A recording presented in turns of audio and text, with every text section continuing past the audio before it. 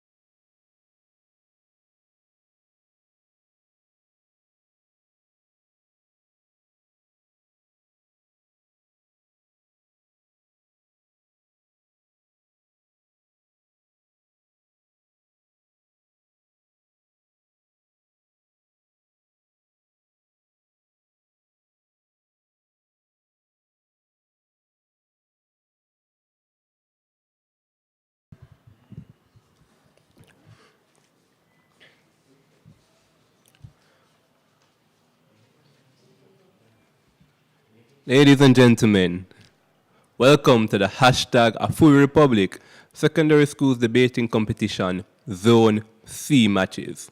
With us today, we have KNOX College versus, of course,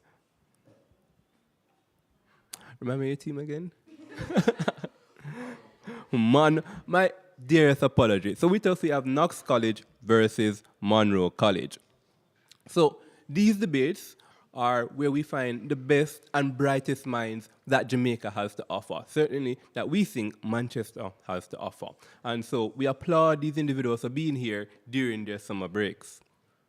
So the motion for this round reads, this House would impose a minimum quota for women in cabinet. So just some auxiliary housekeeping matters. The first speaker will get 8 minutes, the second speaker 7 minutes, the third speaker 5, and finally, the reply speaker will get 3 minutes. The first and last minutes of each speech is considered protected time in which no points of information will be allowed. The reply speech does not allow for points of information. After your first minute has elapsed, you're going to hear a bell ring. At the end of 7 minutes, or however amount of time, in your last minute, you're going to hear the bell again. That indicates you have 1 minute left. At the end of that 1 minute, you're going to hear the bell 2 times, which means that it's time for you to wrap up your speech. If you're mid-thought, we allow you 15 seconds to complete your speech, after which you hear the bell ring consecutively, which means the judges are no longer listening. So viewers at home, this competition has a public aspect to it. You have the opportunity to decide or to contribute to who wins this debate. In the chat, you're going to find a public ballot in which you can vote for your favorite team, the team that you think deserves to win that debate. The winner of that poll will receive 5 points towards their team scores, which could sway the outcomes of the match. So please, by all means, go ahead, listen to the debates, and then judge on who you think would have won. So, with all these housekeeping matters out of the way, we'll now invite the first proposition speaker to open up the debate. Hear, hear.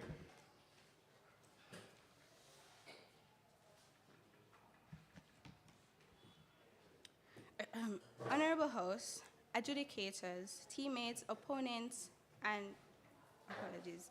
Honorable hosts, adjudicators, teammates, and opponents, good morning. I am Danielle White, the first speaker of side proposition of the motion. This House would impose a minimum quota for women in cabinet. As first speaker, it is my duty and privilege to introduce and justify our stance in favor of the motion, and I will do so by outlining the context of this debate and the benefits that implementing this quota will have on women in Jamaica. Our second speaker, Daniela Wright, will highlight the benefit of this minimum quota on society's future. Our third speaker, Dejane Fagan, will summarize our main substantives and outline the current social benefits of women in cabinet.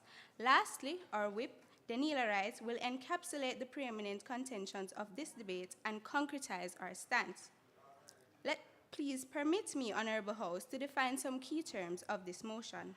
Firstly, to impose, to officially enforce a rule or tax or government, to be obeyed or received. Quota.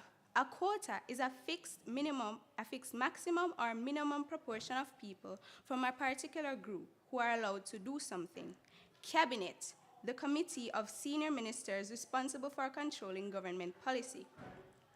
The motion now reads, this House would officially enforce a fixed minimum proportion of women allowed to be in the committee of senior ministers responsible for controlling government policy.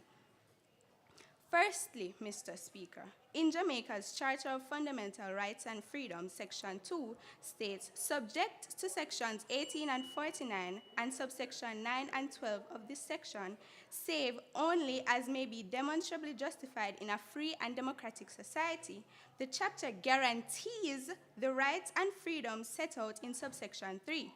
Subsection 3 states, the rights and freedoms referred to in subsection 2 are as follows.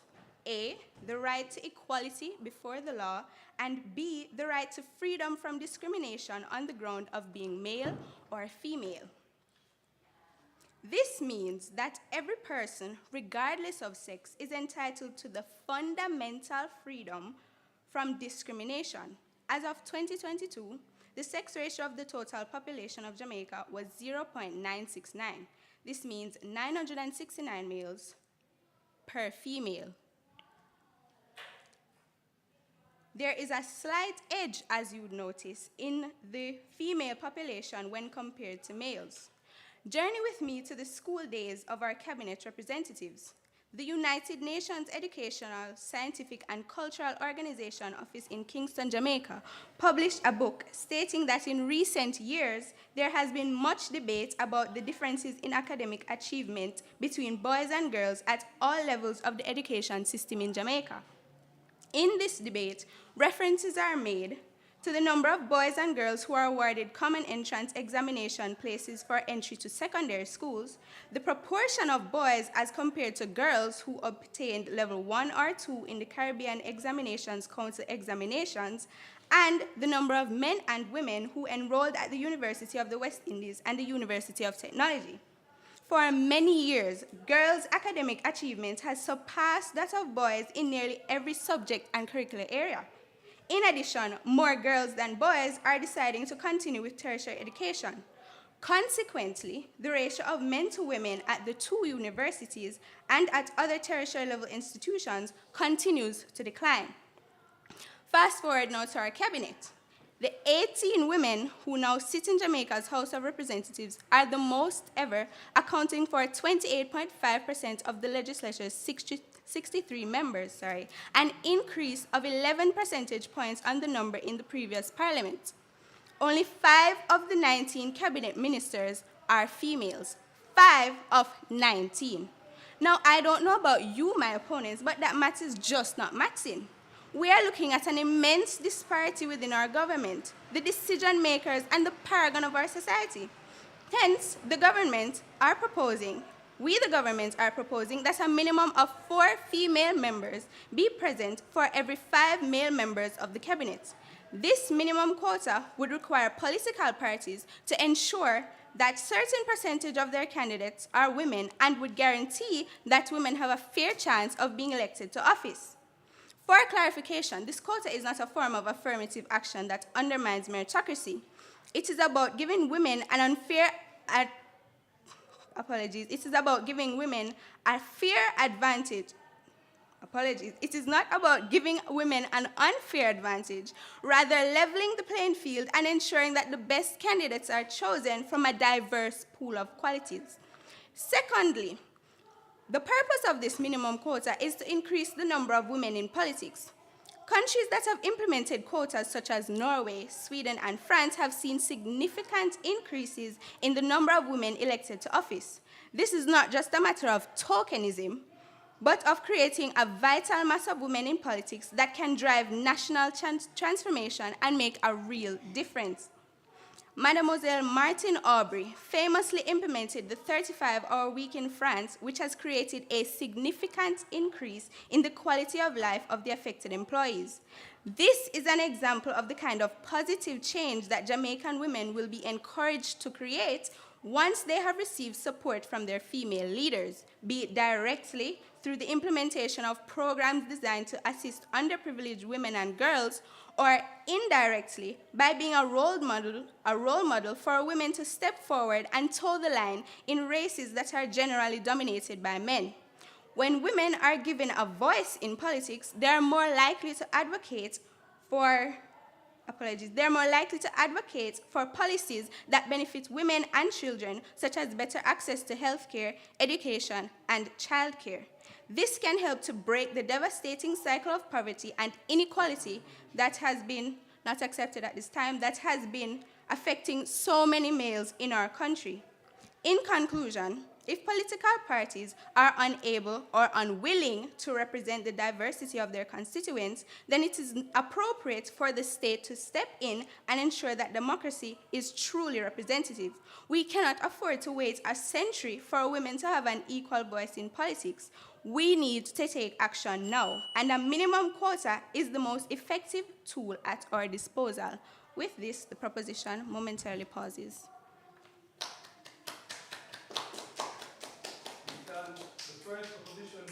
For opening up the debate for side KNOX, and invite the first opposition speaker to open up for MUNRO College.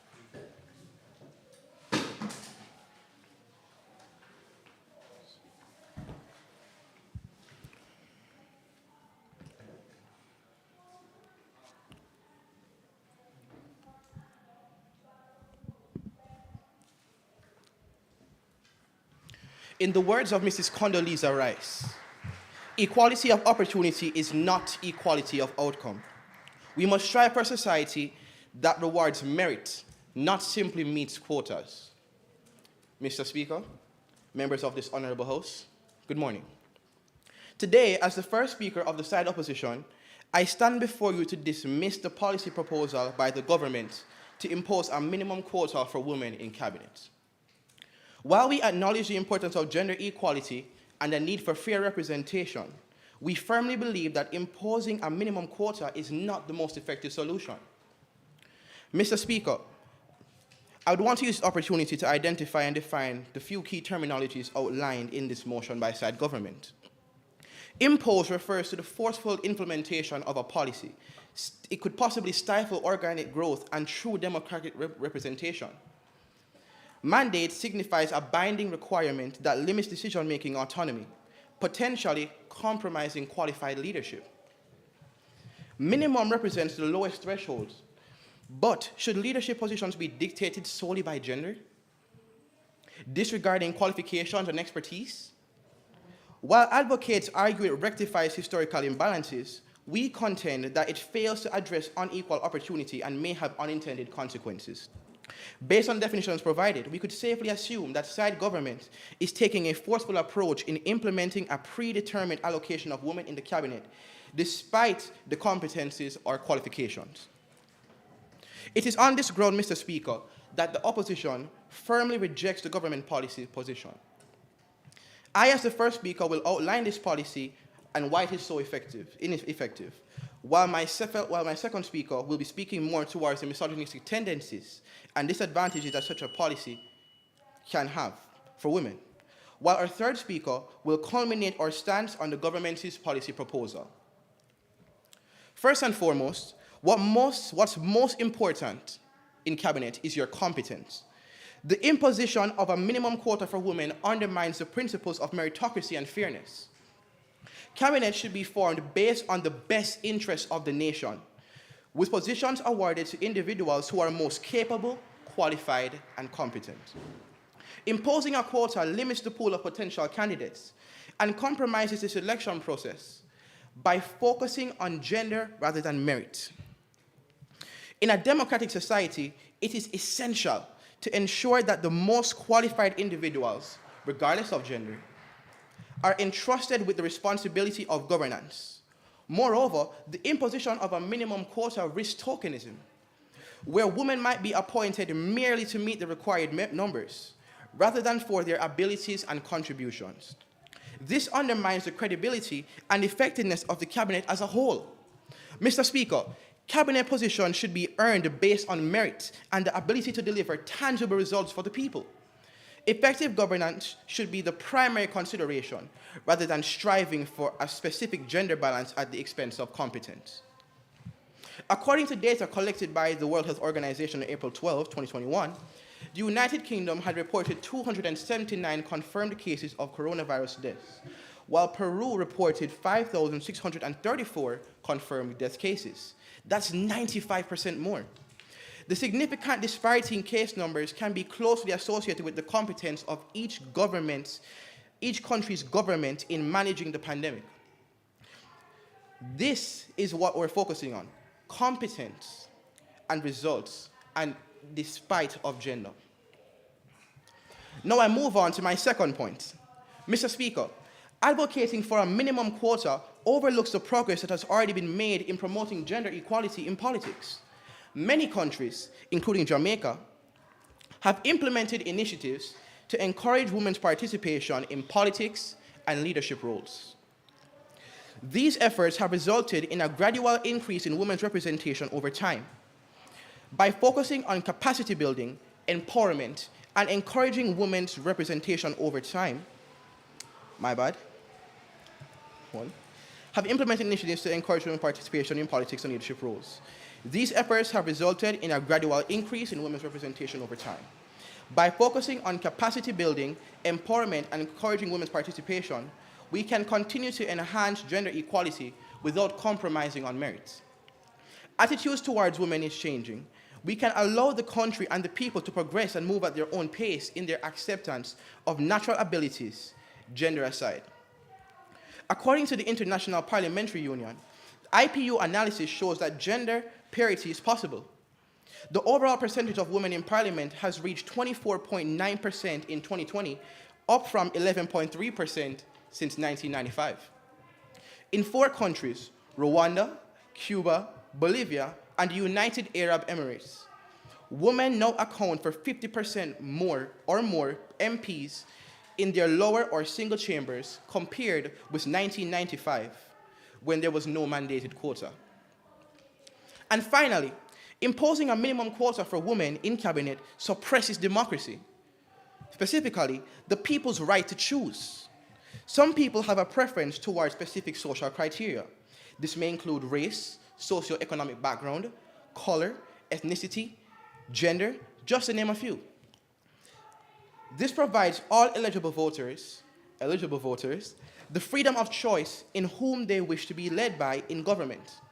However, imposing this policy would take that right away, leaving our people restricted and denied of their rights. This will, in the long run, have several implications as it may contribute to lower voters' apathy. According to Jamaica Observer, there was an article highlighting a 24% decline in the voter turnout spread over the last 4 general elections, from 60.46% in 2007 to 37.85% in 2020. While there may be several reasons for this occurrence, we can't deny that forcing women into cabinet or disallowing certain people from entering simply because of their gender or other social credentials would stand the chance of lowering the voters' apathy. In conclusion, while we firmly support the goal of gender equality and increased women's representation in politics, we believe that imposing a minimum quota for women in the cabinet is not the most effective approach. Merit-based selection ensures that the most qualified individuals are entrusted with the task of governance. Promoting a fair and competent cabinet by encouraging capacity building and empowering women in politics, we can achieve long-term, sustainable gender equality without compromising on merit. For these reasons, we urge you to oppose the policy of implementing a minimum quota for women in cabinets. Thank you.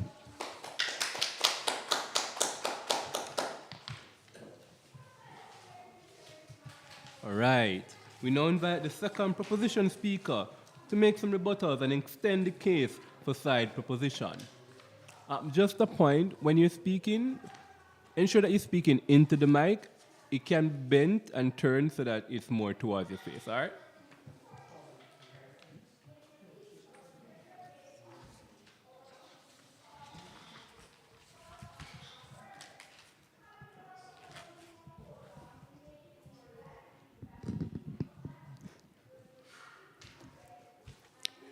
Panel of adjudicators. Mr. Speaker, Honorable House, I bid you a pleasant morning. I am Daniela Wright, second Speaker of side proposition. Thus, it is hereby within my jurisdiction to stand in unwavering resolute with the motion. This House would impose a minimum quota for women in cabinet. As the second speaker, it is my duty, Mr. Speaker, to further contextualize, clarify, and concretize to this honorable House the main premise of the proposition. Differences between men and women have existed forever. But in modern times, imbalances in the opportunities for men and women have widened, the BBC. This imbalance, Mr. Speaker, also makes itself quite apparent in the realm of politics. Therefore, to substantiate my claim, permit me to propound some key points to the Honourable House. Firstly, such a change in imposing a minimum quota of women in cabinet will promote a positive change locally as well as internationally. Mr. Speaker, Jamaica has no doubt set itself apart as a trailblazer in advancing the welfare of its citizens and attempting to make positive and necessary change in the legal and social arenas, being the first English-speaking Caribbean country to achieve universal adult suffrage and grant women the right to be elected to Parliament. Following shortly after this initiative, many other countries likewise sought equitable changes in their legal system, revolutionizing themselves. Mr. Speaker, I do believe we can and we must continue such trailblazing. Permit me to posit an example. Portia Simpson Miller, former Prime Minister and leader of the People's National Party. Mr. Speaker, she stands right now as a beacon, not only to our little Jamaica, but worldwide renowned for her work at that time in lowering inflation rates, and improving foreign direct investment. Something, Mr. Speaker, many male politicians have failed to do in their coming and going. This, Mr. Speaker, leads me to my second point. Implementing such a policy assists in eradicating notions of women being ineffective in politics. One of the largest barriers for female politicians is that traditionally it has been emphasized to be a male's area. Mr. Speaker, allow me to present an example to this Honorable House as promulgated by Professor Rose Campbell. She explains the story of Margaret Thatcher, the first female Prime Minister of the United Kingdom, who was subjected to harsh criticism regarding how she should conduct herself as a politician. It is expressed she walked a tightrope, being coached into acting masculine while simultaneously appearing feminine in her attire. She had to present a facade, Mr. Speaker, to seem strong enough to be a leader, a political member, yet she could not subvert from the norms of being a stereotypical woman. This, whilst it is an experience held by a vast majority of our female politicians, is not a demand requested for the males. Inevitably, Mr. Speaker, fewer women, due to this familiar occurrence, opt not to expose themselves to the public scrutiny. Changes and improvements to the law and social system. Changes and improvements, Mr. Speaker. This is what constitutional reform seeks, unless the opposition would ludicrously believe otherwise. Mr. Speaker, we do not seek a hurry-come-up investment, but rather a thought-out step in the right direction. Honing our nation's talents and expertise, the expertise of which we see, even based on a comparison of the disparities between male to female student enrollments in the UWI, with a record of 32,417 females, outnumbering the 15,174 males. Mr. Speaker, why shouldn't our political sector reflect this? We are simply calling for notions of our women being ineffective in leading and serving being banished, and imposing such a quota will most definitely represent a hallmark of encouragement for women in the cabinet, free from scrutiny, free from having their expertise downplayed based on their gender. Finally, Mr. Speaker, we must make this known to the Honourable House that this quota in no way will marginalize the already rooted and grounded males in the sector. Rather, it propels equitable, not equal, but equitable opportunities for men and women in cabinet. Furthermore, it's not no woman off our streets with just a scrape up and carrying, as the same stringent criteria will be utilized to appoint officers. We are looking for women with the qualifications and the desire to serve and to lead. Only now we aim to level the vastly disproportionate turf. And may I remind this Honourable House, Mr. Speaker, of the women in cabinet who have made some of the biggest impacts in our society. The Honourable Olivia Grange, Faval Williams, Marlene Malahoo Fort, Dana Morris Dixon, and Kamina Johnson Smith. Why not have more? We do not seek tokenism, Mr. Speaker. Neither do we seek bias, but we seek equitable, not equal, but equitable action to ensure positive change. Constitutional reform fights for active, positive change, and likewise do we, the proposition. After all, a FIWI republic. With this, I pause momentarily. Thank you. We thank the second speaker from side proposition, and now invite the second speaker from the MUNRO College to make some rebuttals and extend the case on their side.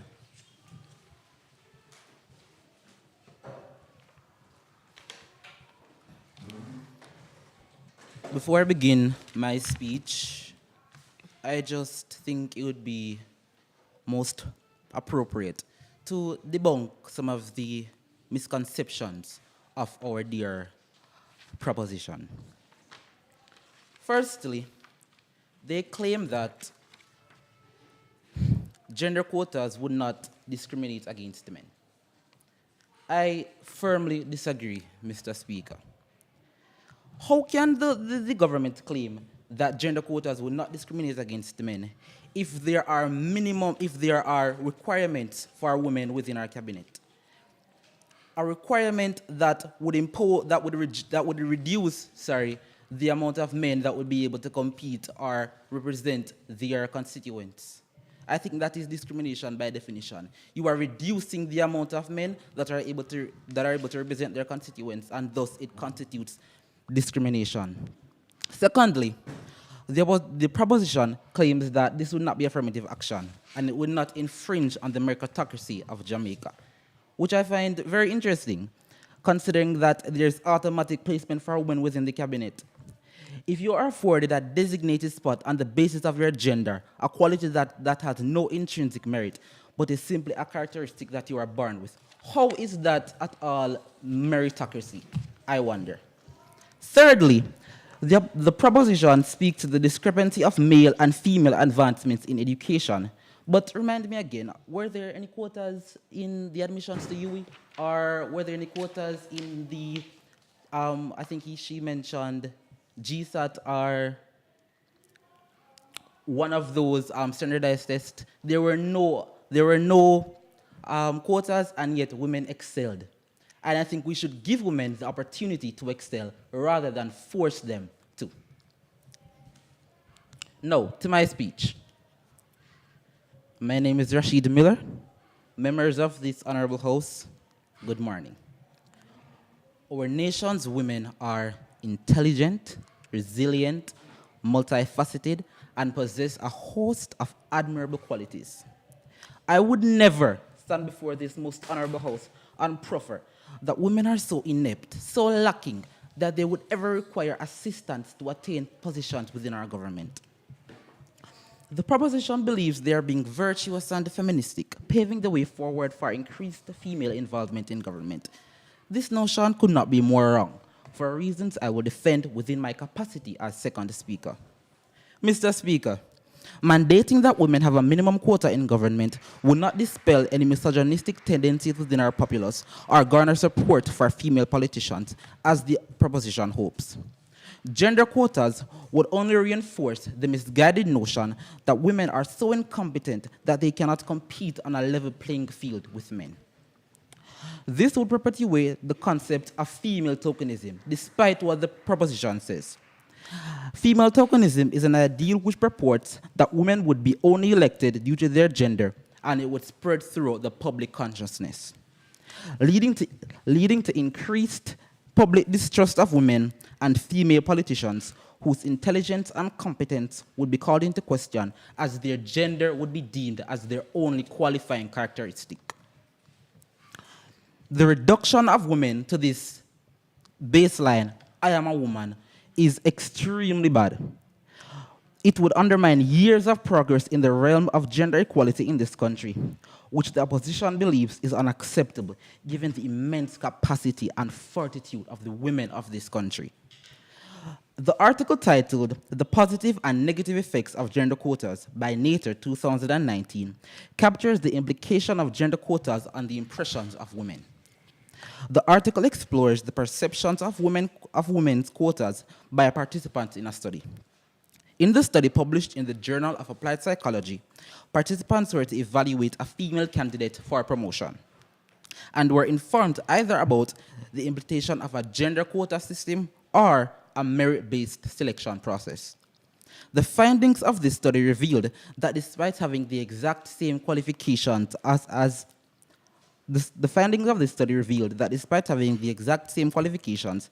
participants of this study viewed female candidates as less competent if she was elected through a quota system. Additionally, participants believed that her chances of further career advancement were smaller when quotas were involved. Mr. Speaker, this evidence from this study shows that gender quotas are undeniable propagates of anti-woman sentiments throughout our society, which is why it would be an encroachment on the very sanctity of the women of this great country to reduce them to such a level. Consider this hypothetical with me for a second. One that will become all too common in the world which the proposition seeks to build. You are Akeem, a preschool teacher from rural Westmoreland.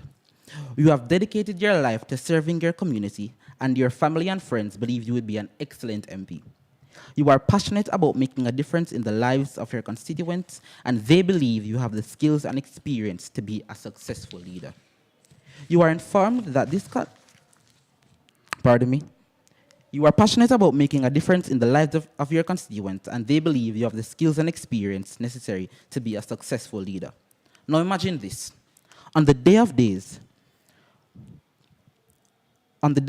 when the name Akeem should be placed on that prospective ballot, you are informed this constituency has been designated to elect a female member to the cabinet.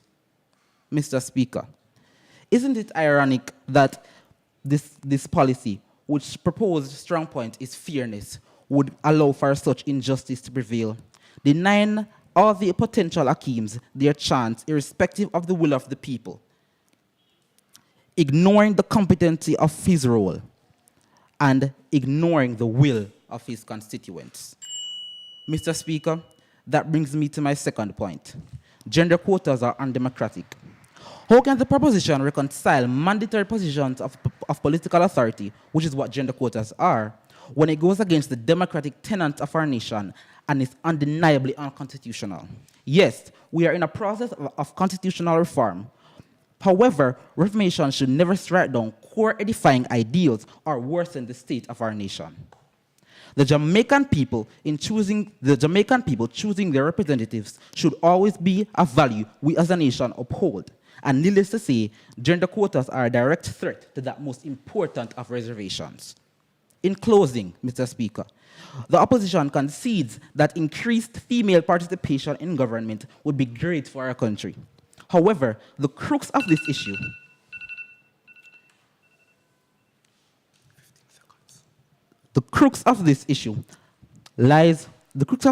of gender quotas lies with the question: do the ends justify the means? Are the Akeems to be ignored? Should the will of the people take a back seat in the democratic process? Should women be seen through the lens of their gender only? The opposition firmly disagrees. Thank you.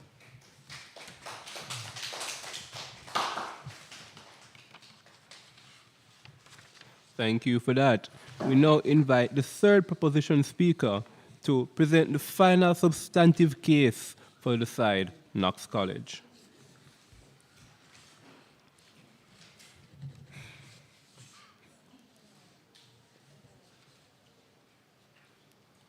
Honorable panel, permit me to clarify the key misconception of the opposition's second speaker.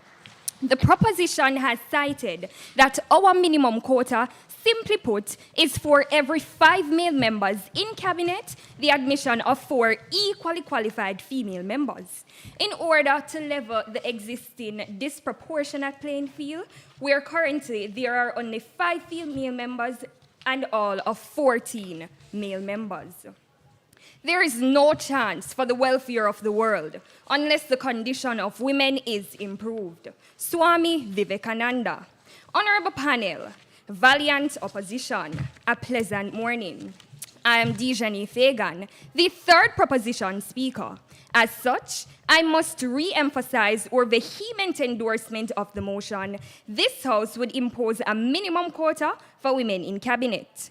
The overarching reason for our stance has been stated by our first speaker, who has contextualized the debate and argued the benefits implementing this quota will have on Jamaican women. Furthermore, our second speaker has argued the promotion of positive political change, eradicating notions about women being inactive in cabinet and ineffective rather, in cabinet, and the promotion of equitable opportunities in the political arena.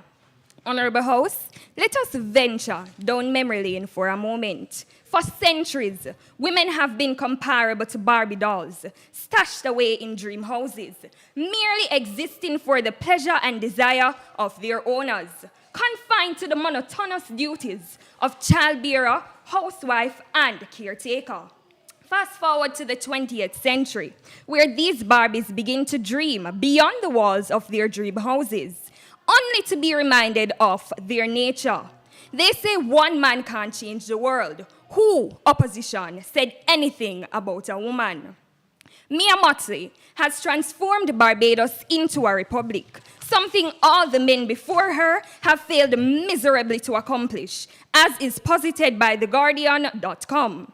Similarly, in 2006, Portia Simpson Miller became Jamaica's very first female prime minister, inspiring from graceful pageant queens to ingenious businesswomen to follow suit, such as Vili Sahana, Juliet Holness, Rhoda Crawford, and Anne-Marie Vaz, cites loopnews.com.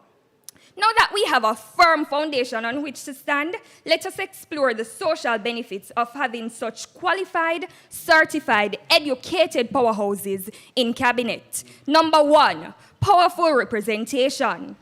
A key principle of democracies is the representation of its people. Yet women are severely underrepresented, not because of their inability to lead, but because of traditional Stone Age biases that are still allowed to govern society's decisions, which is what the government really seeks to reform today. According to representwomen.org, studies show that the presence of highly visible female politicians inspires political engagement and aspirations amongst women, and that men also increase their involvement when more women candidates are on the ballot. Number two, trust in government. Powerful representation ensures that women's voices are heard. According to representwomen.org, women legislators are more likely than men to fairly recognize and address women's issues, resulting in growing patriotism and pride in our nation on the part of the women being powerfully represented. Number three, reducing polarization. Political polarization is a divide existing between groups on either side of the political orientation spectrum. When one gender monopolizes politics, the perspective from which decisions are made is often non-objective, in that the leaders are not a perfect representation of the entire population and are therefore not suitable to make informed decisions for both sides. In essence, women in power inspire other women to live up to their full potential. According to worldvision.com, when women are living fulfilled and productive lives, their skills are contributed to the workforce, fueling sustainable economies, benefiting society and the world at large. Conclusively, let us move away from gender biases and outdated Stone Age laws, because without us women, Jamaica can think again about becoming a republic. And since this is a full republic, then I'm sure that all rational constituents will agree with the more republic-aiding alternative. With that said, the proposition momentarily pauses.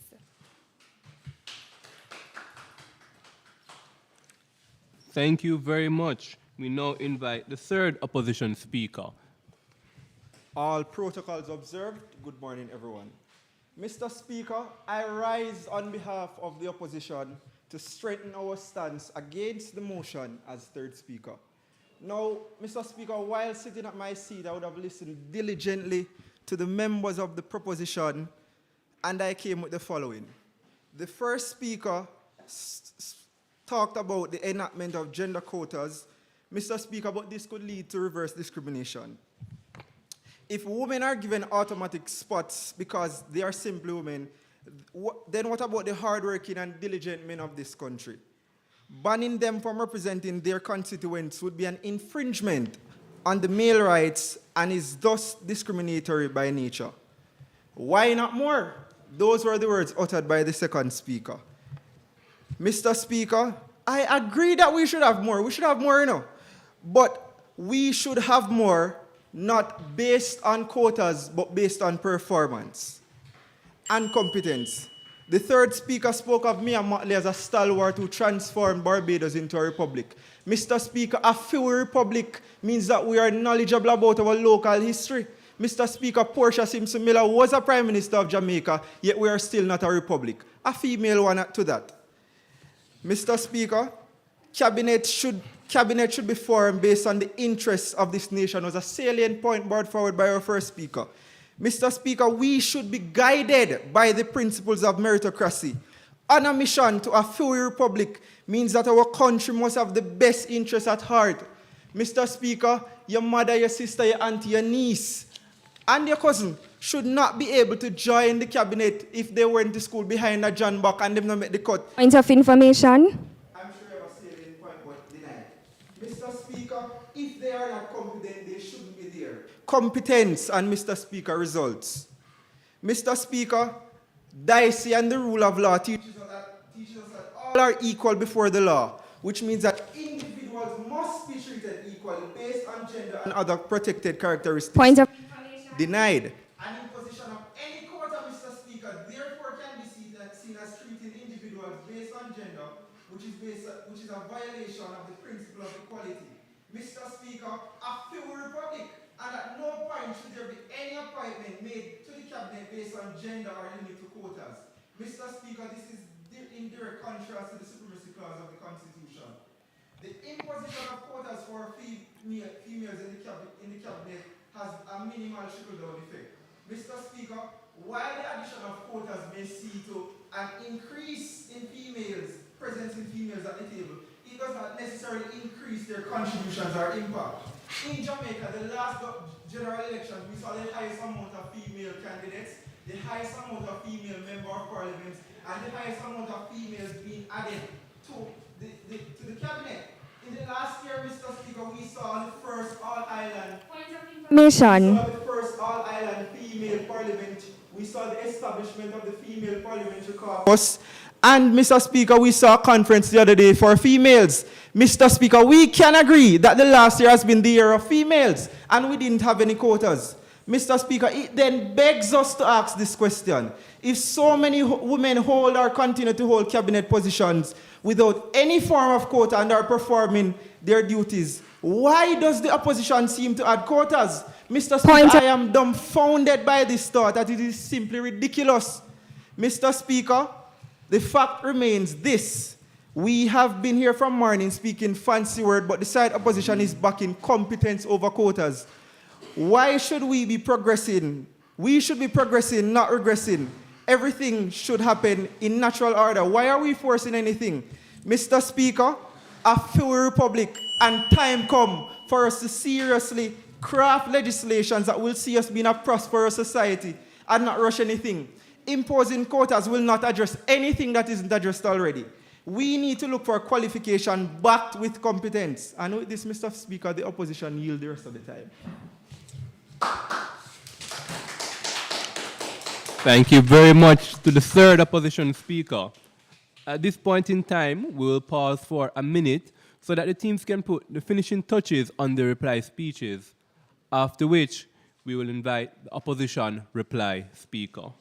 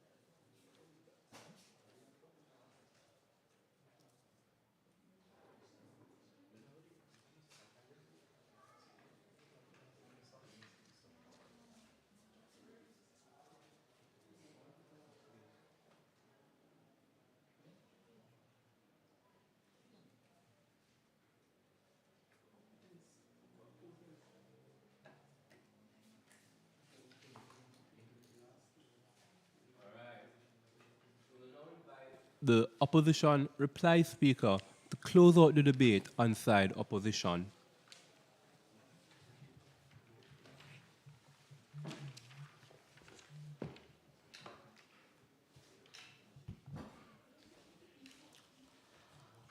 The opposition would have effectively and efficiently outlined their position. Though, we concede that increased female involvement in government is desirable, we do not think that it should be a matter of quotas. Competence should be the measure. The people should be the measure. This process of quotas would be undemocratic, restricting the amount of people restricting the amount of individuals who are able to represent their constituents would not serve to bolster democracy, as the proposition has said. Furthermore, we as the opposition, if Andrew called election tomorrow, and every single member of the cabinet was female, the opposition would praise the Lord. We have no issue with women being in government. However, again, I will reiterate our point. Competence over quotas. Merit over non-meritocracy-based values. We think that there should be equality of opportunity, not equality of outcome. The opposition rests this case. And with that, we invite the reply speaker from the proposition to close this debate.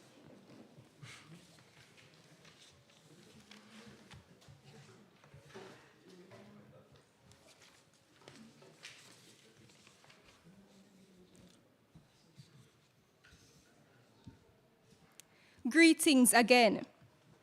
Mr. Speaker, as rebuttalist, it is therefore my duty to firstly propound a summary of the arguments made by my speakers and highlight the contentions within the debate, proving to this honorable House why our matter matters the most. Mr. Speaker, we contextualized the debate and argued the benefits of implementing this quota and summarized our arguments and solidified our stance regarding the motion. We agree. Firstly, Mr. Speaker, the first opposition leader would have opened by arguing that we should award positions based on merit and equality.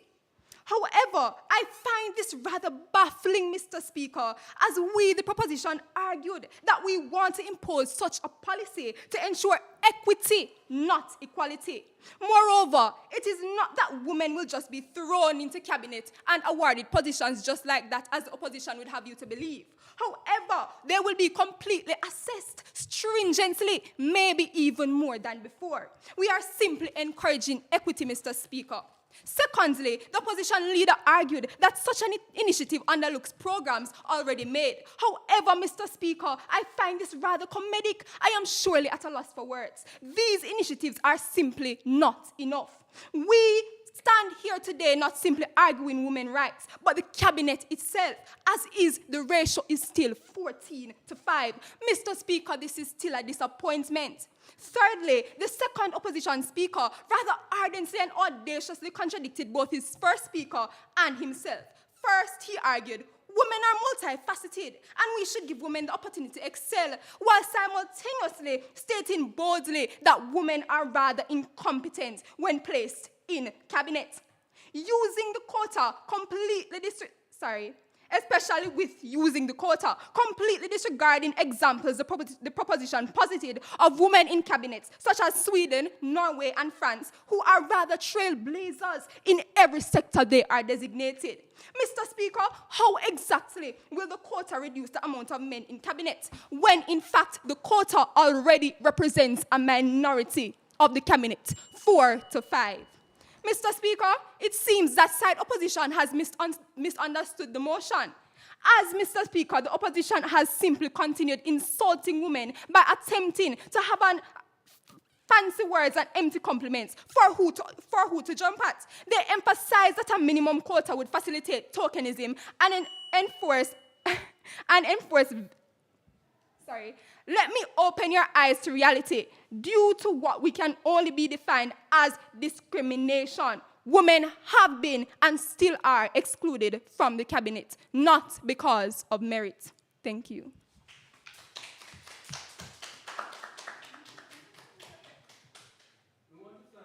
Debaters, at this point, the judges will excuse themselves and have deliberation and return to you with the ballot, with the outcome of this decision in a reasonable amount of time.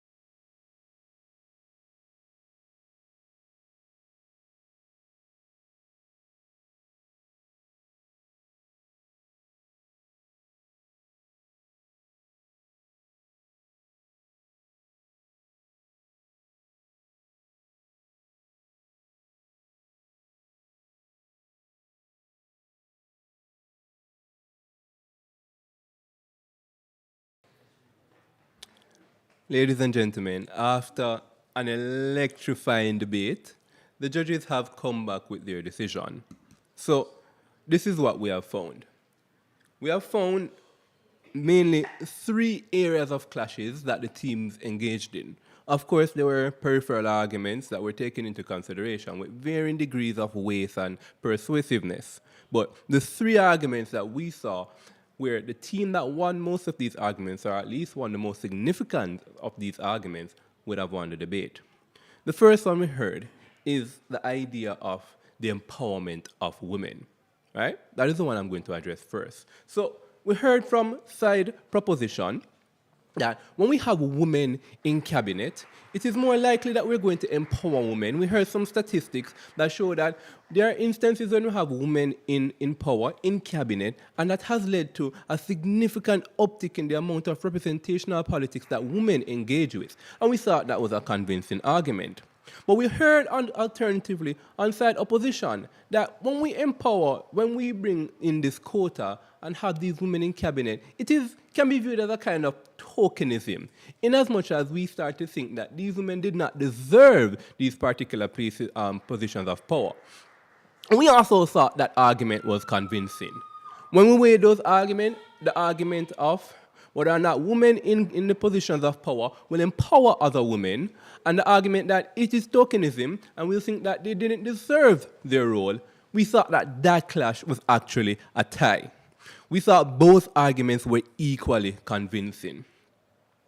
Then the question of representation and issues being seen from both sides. We heard that from side proposition, that when we have women in cabinet, the executive branch, then they have a deeper understanding and appreciation of a context that the men simply do not. And so it is imperative of us to have these women in there so that the women's voices can be heard. And how issues and legislation that affect women will take into consideration that. That argument we feel was not substantially responded to by opposition. And there are multiple lines of arguments that come about that. Let's say we currently have a status quo where we have women in positions of cabinet. Why is it that adding more will add more to this unique perspective? But we never heard that from opposition. And so on that count, we saw that side proposition would have won this debate. My bad. On that side, we saw a third proposition would have won that particular clash. Now herein lies the big question. The one that I'm sure you viewers at home saw being debated ardently. The question of meritocracy and competence versus tokenism. We heard from side proposition that when we are getting these particular individuals, these women in power, we're not just picking women out of the side of the road. These are the most expert people in their field. These are experts. These are talented individuals. So even as much as we're implementing this quota, the individuals who will be served to be appointed from that quota will also be awesome individuals. And we saw they gave examples of leaders who have done amazing and awesome things. We thought that was convincing.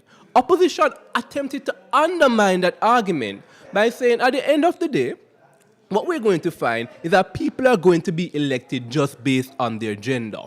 No, we did not think that this was a sufficient response to what we thought was a major clash in the debate. And this is why. Proposition would have explained to us that the majority of women enrolled in tertiary and secondary education far outweighs those who are enrolled in on the side of the men. So we have greater amount of women who are educated in status quo, which implies that there's a greater level of competency on side women. Inasmuch as opposition let that argument stand, that education is a measure of competency that we want, then we had to give that credit to proposition. An argument could have been that there are things outside of education that makes one competent to be in the cabinet, and women just generally do not have that. For risk of being sexist, I don't want to be, but the argument could have been that men are generally more authoritative and domineering, are more willing to advocate for what they want, and are less willing to back down because of whatever socio-economic conditions women have been facing growing up. That could have been an argument, but we never got that from opposition. So on the measure of meritocracy versus tokenism, we would have thought that proposition would have won. So with all that said, We think that the team that won this debate was the team KNOX College.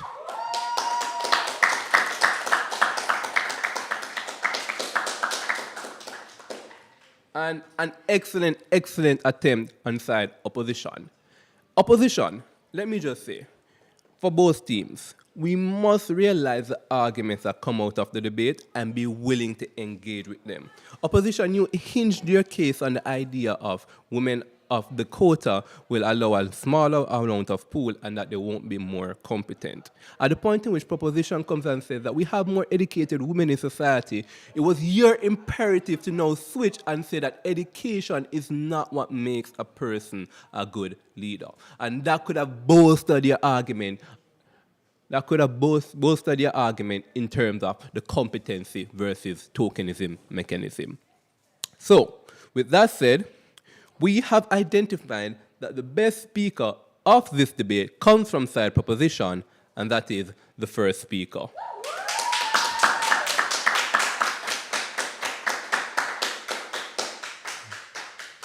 Viewers at home, I cannot stress the importance of voting in our public ballot. Even though in this regard, the vote would not have swayed the outcome, it made the match significantly closer in terms of a point allocation. The winner of the public ballot went to side opposition.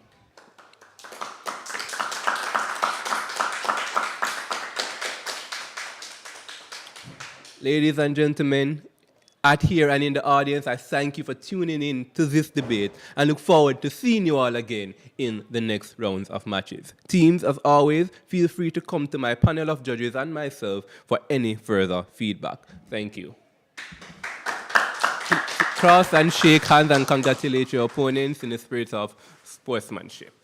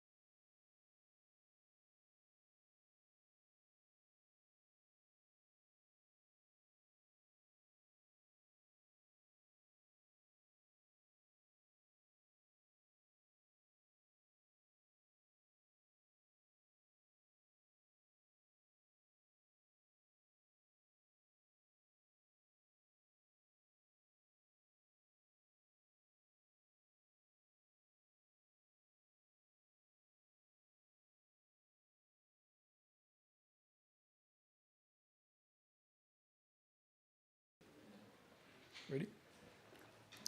Welcome back to another round, to round 2 of the Afui Republic Secondary Schools debating competition. And in this match, we have, to my right, we have NUGENTS Academy in proposition, and to my left, we have KNOX College in opposition. And they will be debating the motion. This House will mandate the administering of vaccinations and other medicines during public health crises. It's about to be a really good match. But just some information to our viewing public, just to reassure you rather, that we have a mechanism for voting online where you can allow your vote to count, and you should be able to see that in the chat. Teams, points of information are encouraged to engage the debate more. And just to remind you of the speaking time, so the first speakers will be speaking for 8 minutes, the second speakers will be speaking for 7 minutes, and the third speakers will be speaking for 5 minutes, after which both reply speeches on either sides of the House will be 3 minutes maximum. Remember that the first minute of each speech is protected time, after which you will hear the ding of the bell, which signifies that you are able to now ask points of information. The last ding of the bell is sounded in the last minute of the speech, which suggests that this minute can no longer, points of information can no longer be asked in this minute. It's called protected time. So without further ado, I hereby open this debate and welcome to the floor the first proposition speaker from the NUGENTS Academy.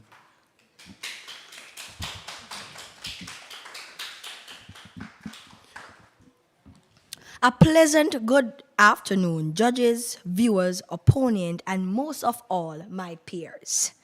I strongly believe that vaccine should be mandated. If you look at Jamaica back then, you would have known about the different diseases. My fellow peers will speak briefly on the disease and why vaccination should be banned. Do you remember about COVID? It is a symptom in which cause rapid fever and flu. If the government did not find a remedy to just calm it down, I don't think Jamaica would have a lot of, I don't think Jamaica would have a lot of persons living. My peer will speak further on it. Vaccination protects other people in your community by helping to stop diseases from spreading to people. Have you ever think about going to a new school? One of the most important things is that they look at your medical documents and whether or not you are fully vaccinated. So that is the reason why it helps to protect the school and the community. My fellow peers will speak more on why it is important to be vaccinated. We don't want a Jamaica to run away from. We do want a Jamaica to live, work, raise family, and do business. Thank you.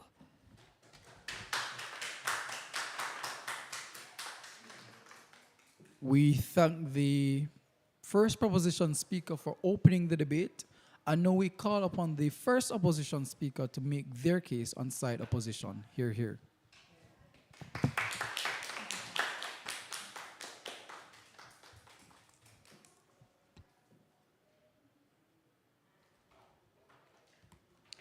To vaccinate or not to vaccinate, we firmly stand against a mandate.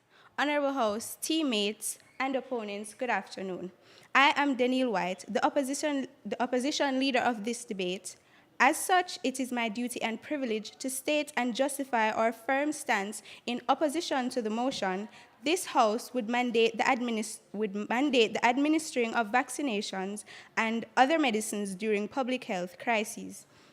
I will do so by redefining the status quo, by defining the status quo and outlining the scientific reasons as to why a mandate administering vaccines and other medicines will do more harm than good. Our second speaker, Daniela Wright, will argue that we lack the funds to execute the mandate. We will be led into a state of anarchy, and the public's good should be our goal. Our third speaker, Dejanay Fagan, will contend the necessity of this mandate, eradication of trust in the government, and the financial repercussions of this mandate on citizens. Lastly, our rebuttalist, Daniela Wright, will summarize our main substantives and remove any ambiguity created by said proposition. Before I begin with my first argument, I must address a claim made by the first speaker of said proposition. Firstly, the first speaker would have stated that vaccinations help to prevent the spread of diseases, when in fact this is not so. Taking a vaccine does not immune you or make you invincible to diseases. When you take a vaccine, you can still contract a disease and spread it. Continuing, mandating vaccinations and other medicines during public health crises would be an infringement upon the fundamental human right of bodily autonomy. It is a basic human right to be able to make decisions about what goes into our bodies. Mandating medical treatments without consent violates this right and sets a dangerous precedent for future encroachments on personal freedom.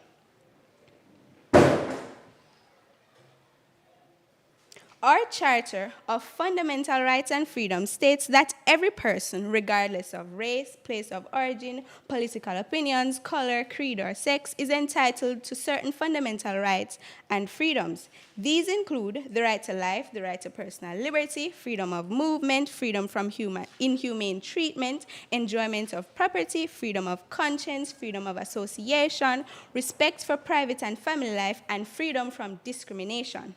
However, the enjoyment of these rights and freedoms is subject to respect for the rights and freedoms of others and for the public interest. A fewy republic, so a fewy choice. Inconsistencies such as these can only be summed up as a mockery of our intelligence. In an age of technology, where information of all that is and all that has ever been is available to even the growing fetus, people are becoming more and more educated with the mere click of a button. Gone are the days, my opponents, when children were attacked at school, ambushed, queued up, and stabbed. With what? Only Jesus knows. An intimidating number of Gen X members of the population recall the traumatic experience with mandatory vaccinations in their childhood. They said, "Me just go and one day some nurse in white dress just line we up and juke we." Sounds a lot like the climax in the plot of a horror film to me. In circumstances of public health crises, cures, symptom reducers, and vaccines are often rushed and prematurely developed with a level of urgency. Therefore, years of thorough research and clinical trials are oftentimes not performed. The long-term effects of medicine produced under such circumstances are oftentimes unknown, and therefore our valued citizens of Jamaica should have the right to choice in such matters. We, the opposition, are therefore proposing a counter policy. What the government can and most certainly should do is implement stringent limitations on those who refuse to be vaccinated and or refuse to take other medications. These limitations may include instructing persons to remain physically distant in public spaces, workers regarding, not accepted at this time, workers regarding, These limitations may include instructing persons to remain physically distant in public spaces, limit the number of persons in one given area at a time, follow guidelines provided by healthcare workers regarding sanitation, and ensuring that one is not exposed to whatever illness is being circulated. I will now take your point of information. All right, so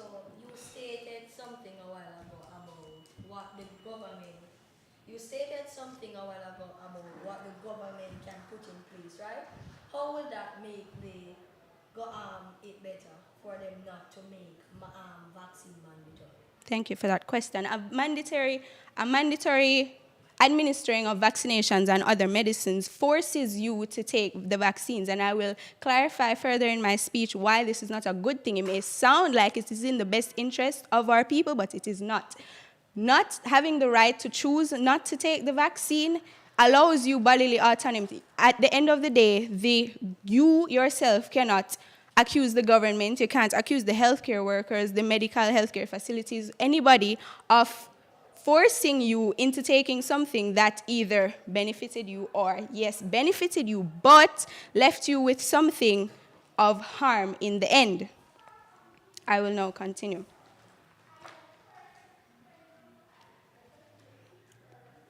Methods of prevention of exposure may include reducing the length and frequency of visits to public places and wearing masks in times of threats of respiratory illnesses. There are other ways to encourage vaccination and other preventative measures without resorting to mandates. For example, public health campaigns can be launched to educate the people about benefits of vaccination and encourage voluntary uptake. Recently, our Minister of Health stated that time has come to declare non-communicable diseases in sudden infant death syndrome a public health emergency and lay foundation for a set response.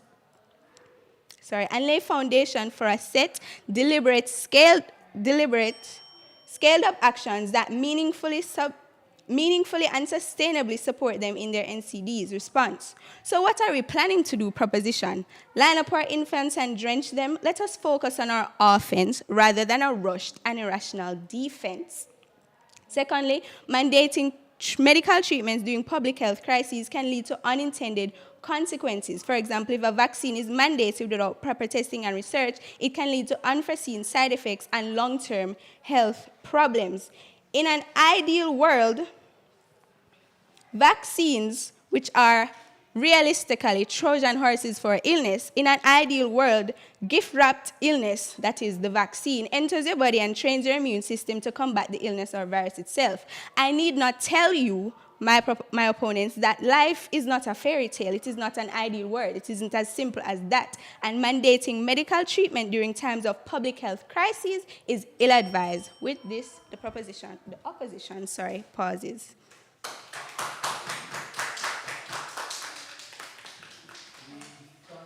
Opposition speaker, the first opposition speaker for opening the case on side government, and we now welcome to the floor the second proposition speaker to advance their case. Hear, hear.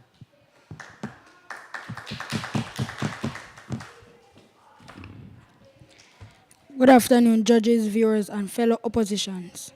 From you are heard about a policy, well, if my own opposition knew about it, then they wouldn't come up there and talk about garbage. Well, a policy is a disease, is a disability in the life of trafficking disease caused by fever, headache, and vomiting. Well, if the government didn't have a vaccine, when a lot of people would die. My following speaker talk about COVID, aka coronavirus. It is enraged a deadly disease. Well, a next thing, vaccination is important because when you are going to a new school, it is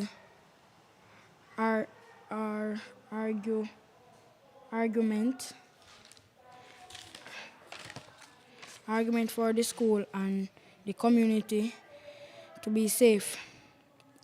It reduces risk of getting a disease by working with your body, natural benefits to build protection. When you are get vaccine, you are immune. System response. Vaccine does protect you and your child from sinus and pontifically. What?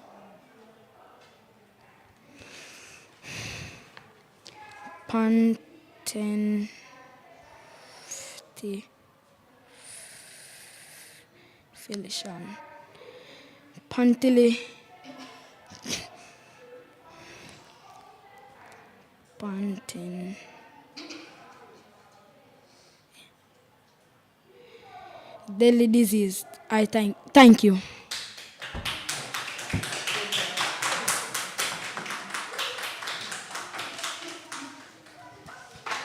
We thank the second proposition speaker for his contribution to the debate. And now we open the floor to the second opposition speaker to advance their case on side opposition. Hear, hear.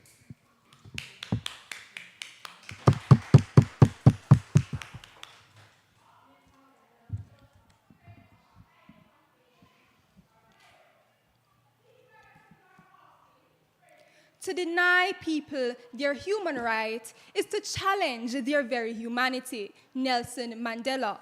Honorable House, Mr. Speaker, panel of adjudicators, a pleasant afternoon. I am Daniela Wright, second speaker of the side opposition.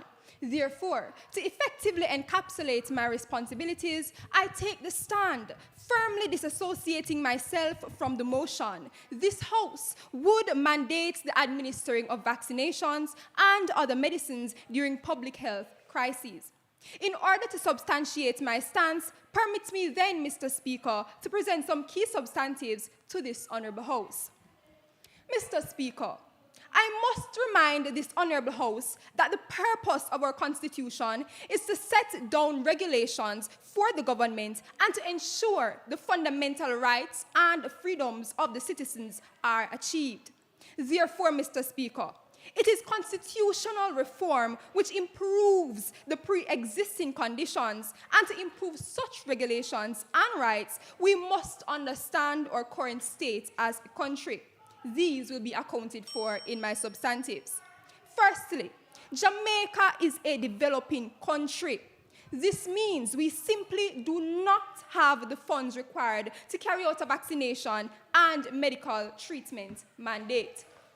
Mr. Speaker, vaccines and other medical treatments are not as simple as Rosie waltzing into her kitchen and making a cup of Cersei to combat a cold. This process requires a stringent amount of planning and executing of suitable protocol. At the beginning of the secondary level, we are taught the scientific method in approximately 6 steps. These 6 dreadful steps, Mr. Speaker, are but the beginning, or in most cases, a severe reduction of the real-world health science application. This means, Mr. Speaker, that not only a lot of money, but time is required to even get a 50% understanding of an illness and possible treatment, especially in the case of a public health crisis. I need not remind you, proposition, that here in our little Jamaica, there are no large-scale research facilities dedicated to health sciences. Hence, we must import them. Pay for them, Mr. Speaker. But at what cost, sorry? We are in debt as it is. Being in our position, a developing country, we have no prioritized claims to any research done by our neighboring and superior first world countries. And not only that, but in instances of such public health crises, these first world countries create vaccines and medicines which are then reserved for their citizens and other allies that have something to give in return. For example, the cha-ching-ching. Mr. Speaker, if the purpose of constitutional reform is to improve our regulations, we therefore need to emancipate ourselves from believing the first world order narrative, when in fact, a few republic, not for them, for we. And to do this, as my first speaker established, we could impose restrictions allowing for the safe regulatory practices of the executive, the legislative, and the judiciary, and disrupting any impediment of the citizens' rights. Moreover, Mr. Speaker, by imposing such a mandate on our citizens, it would inevitably lead our society into a state of anarchy. Is this, Mr. Speaker, what the proposition argues so ardently for? A state of disorder, where none of our authorities are recognized, where even our very constitution may be brutally disregarded. Best case scenario, Mr. Speaker, we float up and away in a cloud of approval, where all citizens follow the order, line up and take the joke, as the proposition would have you to believe. But really, Mr. Speaker, we do not live in a utopian society. Thus, we cannot subscribe to a utopian narrative. We must assess what is happening in the real world. And in the real world, Mr. Speaker, especially Jamaica, we are a very unruly set of people. Do we not remember the debacle that was the COVID-19 pandemic? Do you, Mr. Speaker, remember when it was rumored that vaccinations would be mandated? Friend lose half a friend, protests in communities, national upheaval, Mr. Speaker. Can we risk another? Mr. Speaker, one which no doubt would prove to be worse than our past occurrences. Finally, Mr. Speaker, we must work in the interest of the public's good. If the Constitution stipulates one has a legitimate right to choice, why then must we contravene our code of ethics? If it is a reform we seek, then it is an improvement. And as far as we, the opposition, are concerned, improvements can only be made in the form of further entrenchment of our existing rights. We understand, Mr. Speaker, that the proposition may just want a one-and-move thing. But we're not in that, as I would have stated ardently before, a fewy republic. And as such, we must work in the best interest of fewy republic. A word to the wise is sufficient, Mr. Speaker. Will you take the word which is wise? It is here that I must momentarily pause.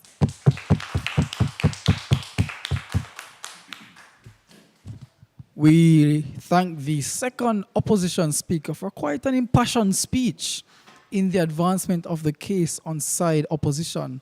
And now we welcome to the floor the third speaker on side proposition to close out their argumentation. Hear, hear.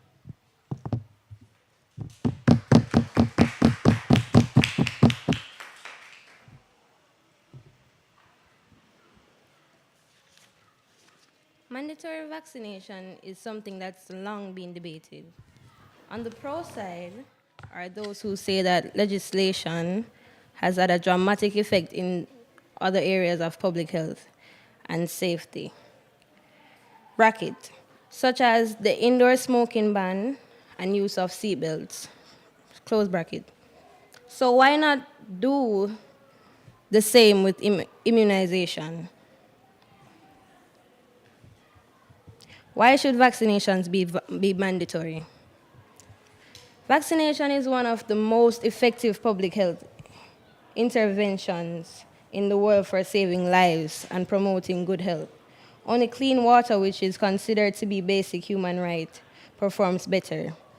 Despite this, uptake of vaccines has reduced in some countries, and this is thought to be partly caused by misguided concerns over vaccine safety. When vaccines control disease, parents are less likely to witness the devastating effects of vaccine preventively infectious diseases firsthand. It is then easy for misplaced anxiety or suspicions about vaccines to be override with concerns about the disease itself. When vaccination rates decline, we start to see a resurgence of infectious diseases. That's why some countries are choosing to make vaccination mandatory. However, the effectiveness of this approach varies in countries which have already implemented it. As my opponent, speaker number 1, said, about babies being lined up to be drained.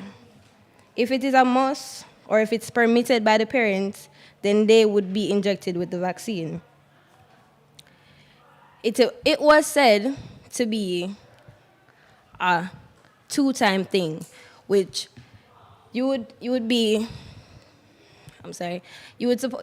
were supposed to be taking it, like, so for instance, the first of the year, and then the other after the first 6 months, then the other part of the year. In my personal opinion, I think it's best because during that time, you would be able to see the side effects it has on you, and you would be able to decide if you want it for yourself and your kids. I thank you.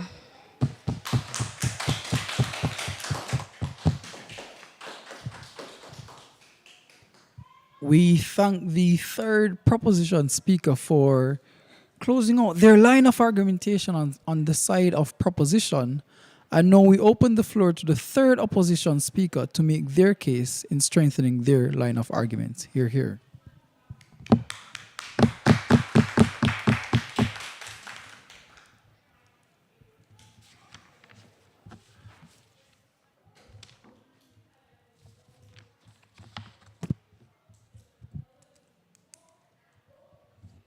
To take away a man's freedom of choice, even his freedom to make the wrong choice, is to manipulate him as though he were a puppet and not a person. Madeleine L'Engle. Honorable panel, proposition, audience. A pleasant afternoon. I am Dejani Fagan, third opposition speaker. As such, I must reapprise you of our wholehearted rejection of the motion.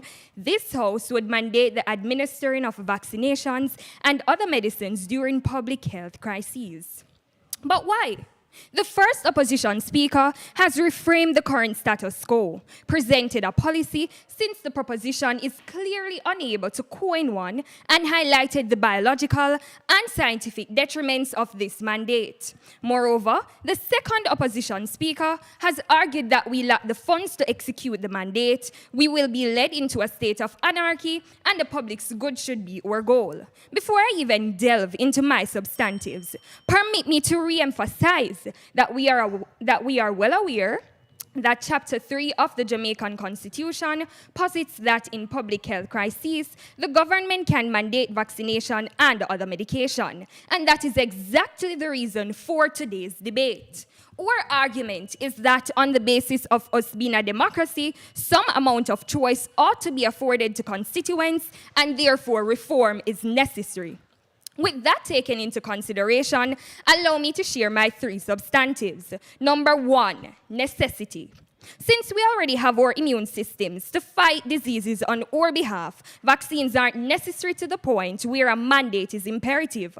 Let us use COVID as a prime example. According to the World Health Organization in Jamaica, from January 3, 2020 to July 12, 2023, there have been roughly 155,000 confirmed cases of COVID-19, with 98% of recoveries and only a measly 2% of deaths. Additionally, only 27% of Jamaicans are fully vaccinated to date. Essentially, more than 90% of ill recovered, and the few that have died have not all been confirmed to have died because of failure to take the vaccine. So how necessary was this vaccine in the first place? Number two, trust in government. When people are robbed of their right to choice, they automatically lose faith in the government. And of course, since we have first-hand knowledge of COVID, it will be revisited to drive this point home. When rumors of a COVID-19 vaccine mandate surfaced, social media became a verbal battlefield. If Andrew now sell out Jamaica to Elon Musk, then he's selling Jamaica to Bill Gates. GetSafeOnline.org posits that some of the main propagandic statements of anti-vaxxers making the rounds on social media were, number one, the COVID vaccine will give me COVID. Number two, it will alter my DNA. 3, it contains a microchip so we can be tracked. And 4, it is the mark of the beast. Now, proposition, is this the republic you aspire to create? Does this really seem to capture the essence of reform? Number 3, financial repercussions on citizens. Vaccines are costly, not to mention medication. In order for the government to acquire these vaccines and medication, they would undoubtedly have to increase taxes. If you follow any news or politician pages on social media, you would see the lamentations of our constituents. Under the comment section of every post they can get their hands on. Now, what do you presume would happen if additional taxes that they don't even see the need for were deducted from their already tired wages? Proposition. In many countries, constituents are afforded so much bodily autonomy that they're able to get up tomorrow and identify as a piece of paper, a car, a truck. And you expect the opposition to agree with you to a system that is practically as follows. All I want to line up. Juke, me I go juke no know. Honorable House, if you want to get up and get juke, you can lap your tail behind the proposition, go on. However, the opposition refuses to agree to a system wherein our rights as Democrats and basic humans are violated and we have zero autonomy over our own bodies. Sharing the sentiment that a fewer republic, the opposition momentarily pauses.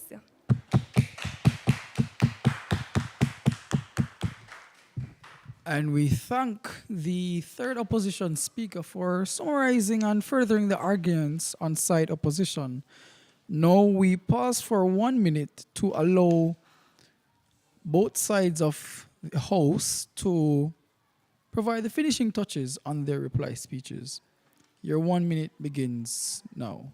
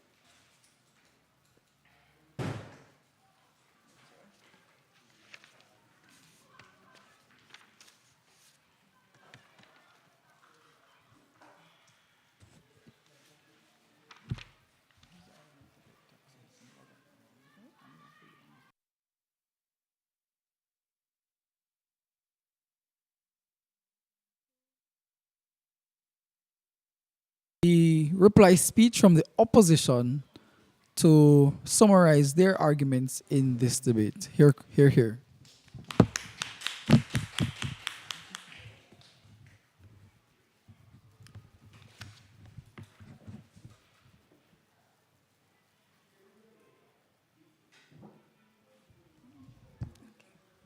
Greetings again to the Honorable House.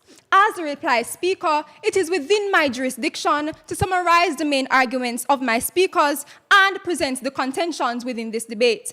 Mr. Speaker, we argue that this mandate is an infringement of our rights. Scientifically, we cannot accurately predict how effective such a vaccination will be within such a short period of time. We will be led into a state of anarchy, confusion, Mr. Speaker, while simultaneously facing high costs. Lastly, there will be an eradication of trust in our government. Firstly, Mr. Speaker, the first proposition speaker emphasized looking back at Jamaica in the past with the previous COVID-19 occurrences. However, what he has failed to take into account was the public distress and conflict such past mandates and rumors thereof were. This wreaked havoc. Secondly, Mr. Speaker, he stated that vaccination will protect all members of the community. However, Mr. Speaker, he has failed to acknowledge that the community itself comprises diverse people, many who have varying beliefs. Mr. Speaker, anarchy will be caused. Varying beliefs will be clashed. Not everyone will agree with the vaccination. Moreover, Mr. Speaker, the second member of the proposition argued that if the government did not have a vaccine, people would die. Yes, Mr. Speaker, it is almost inevitable that people will die in a public health crisis. And though vaccinations are necessary, we simply cannot make them mandatory due to the many disadvantages thereof. Mr. Speaker, I must ask the proposition this question.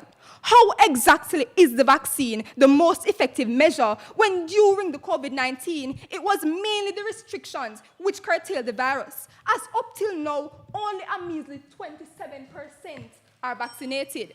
Conclusively, Mr. Speaker, it is evident in this debate that the proposition has propounded mainly one-sided arguments, one-sided benefits, and have failed profusely to awaken to the cries of our citizens, or cries for our rights to be acknowledged. Adjudicators, will you also neglect our cries?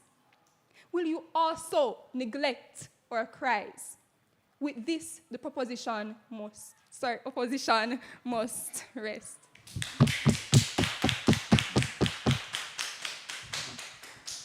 We thank the opposition for closing out the debate on their side of the house. And now we welcome to the floor proposition to close off the debate with their reply speech. Hear, hear.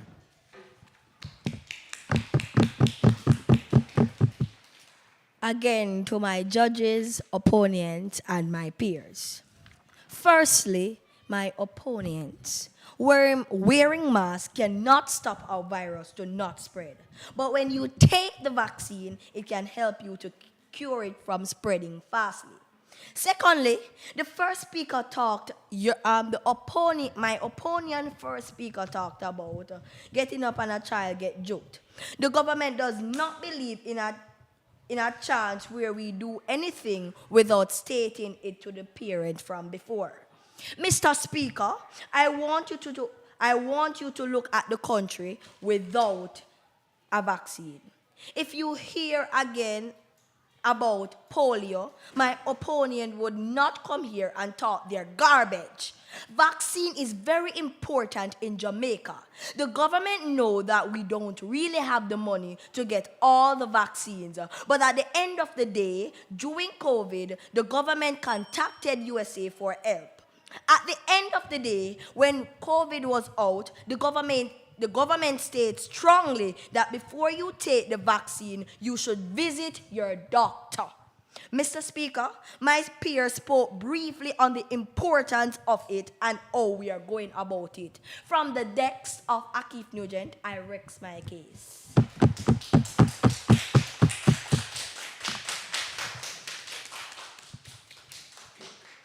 We thank the proposition for closing the debate in quite fine style. I know the judges, the adjudicators, will step away to adjudicate for a few minutes to deliberate, after which we will return and decide who has won this debate.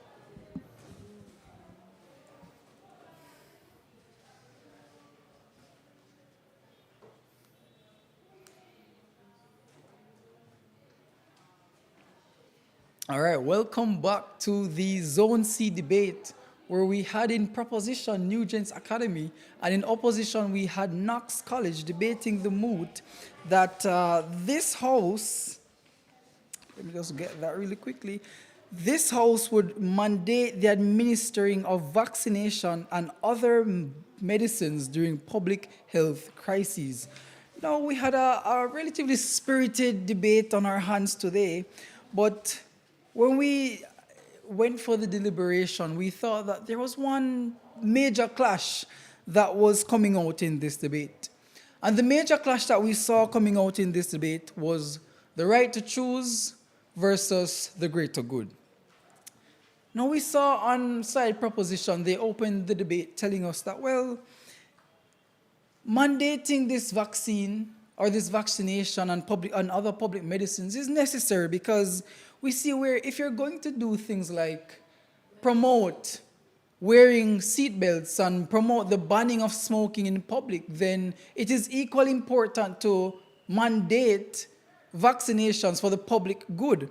But then we saw the opposition come and they said, well, that is a constitutional infringement on one's right to choose. And they went so far as to tell us that, well, this would conflict with body autonomy because even if you decide that this is something that you want to do or don't want to do, it's still your choice. Even if you see this as something bad or something good, it's something that you still have the innate and the inalienable right to choose.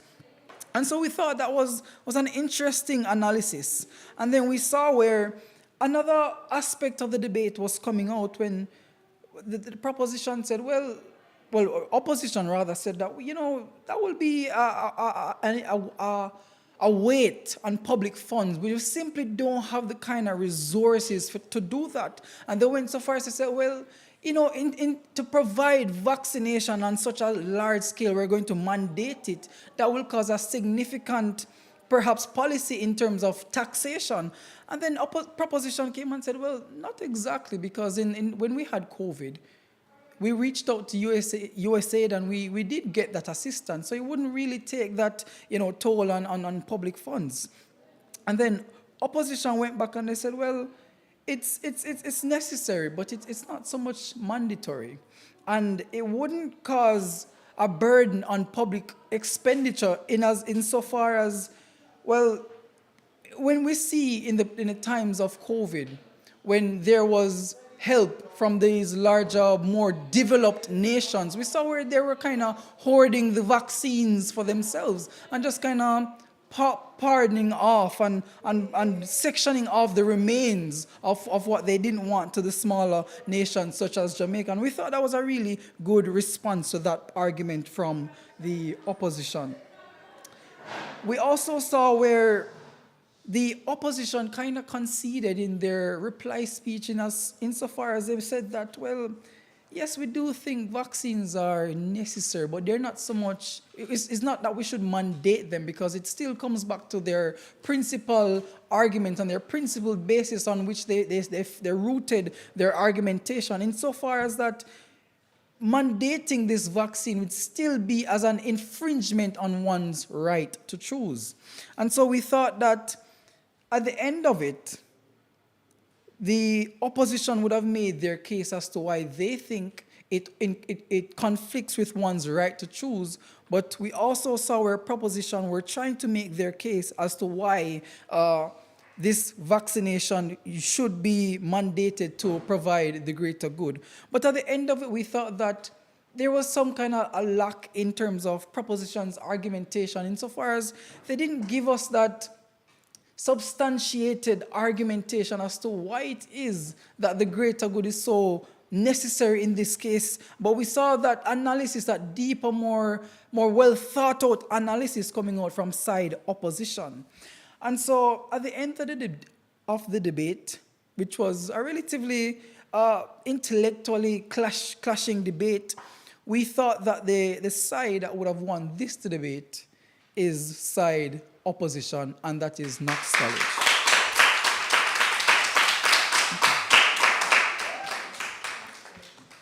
And we also want to highlight who we think was the best speaker for this debate. and that would also come from the winning team, and that is the second debater on KNOX College.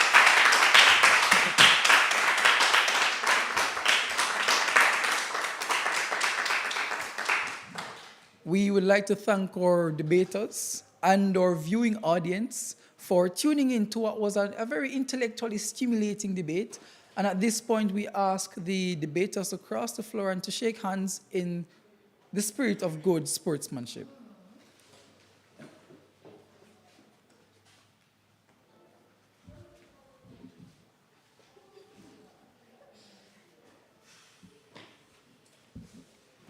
And so we thank our viewers for tuning in and to provide that support for our Zone C competition. Today marks the end of the zonal competition rounds.